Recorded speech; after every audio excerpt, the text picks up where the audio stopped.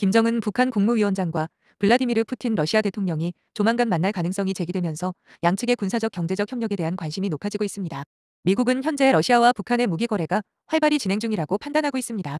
백악관 국가안보보장회의에 따르면 북한은 이미 지난해 말 용병부대가 사용할 보병 로켓과 미사일을 러시아에 제공했으며 현재 논의되고 있는 거래를 통해 러시아군에 이보다 많은 대량의 무기를 제공할 것으로 보고 있습니다.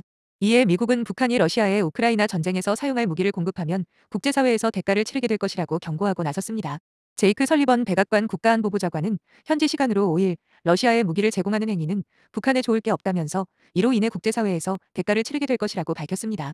그러나 북러 회담과 무기 거래가 이뤄질 경우 양국이 얻을 수 있는 이익은 적지 않다는 분석이 나옵니다. 북한은 러시아와 군사 경제 협력을 강화하면 고립에서 벗어나 한미일 삼각 공조에 맞서 러시아와 중국 등 강력한 우방이 있다는 것을 과시하고 또 미국을 난처하게 만들 수 있습니다.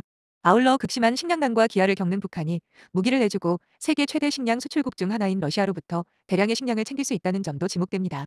현재 러시아 측은 탄약을 대량으로 지원받길 원하고 북한 측은 위성과 핵추진 잠수함 ICBM이라고 불리는 대륙간 탄도미사일 개발 관련 기술을 제공받기를 바라고 있는 것으로 전해집니다.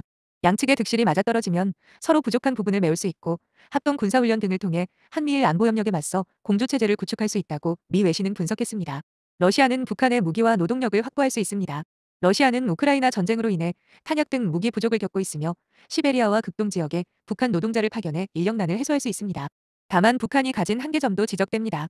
북한 내 무기 공장이 300곳에 달하지만 미국 등 국제사회로부터 긴 시간 제재를 받아오면서 이들 무기 공장 운영에 어려움을 겪는 상황이라고 외신은 지적했습니다. 러시아가 우크라이나와 560여일째 장기전을 치르면서 탄약 등 무기 부족을 겪고 있지만 북한의 무기 공급 능력이 이를 뒷받침하기엔 턱없이 부족하다는 지적입니다. 미국은 북한이 우크라이나 전쟁에 러시아를 지원할 경우 추가 제재를 가할 것으로 예상됩니다. 이날 백악관 측은 북한이 우크라이나인 목숨을 가져갈 살상 무기를 러시아에 공급하지 않겠다는 공개 약속을 지킬 것을 계속 촉구할 것이라고 밝혔습니다. 러시아는 북한의 무기 지원을 통해 우크라이나 전쟁에서 우위를 점하고자 하는 것으로 보입니다. 다만 북한의 무기 공급 능력이 제한적인 만큼 러시아가 원하는 만큼의 효과를 거둘 수 있을지는 미지수입니다.